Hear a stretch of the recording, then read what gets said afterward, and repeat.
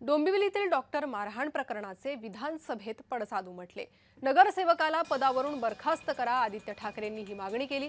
कारवाई न केल्यास महाराष्ट्र शांत बसणार नाही असं आदित्य म्हणाले। शिवसेना नगरसेवक रमेश म्हात्रेंची दादागिरी पाहायला मिळाली। 2 डॉक्टर आणि महिला नर्सला त्यांनी मारहाण केली। शास्त्रीनगर रुग्णालयातील हा धक्कादायक प्रकार समोर आला होता, ज्यावरून विरोधक आक्रमक झाले।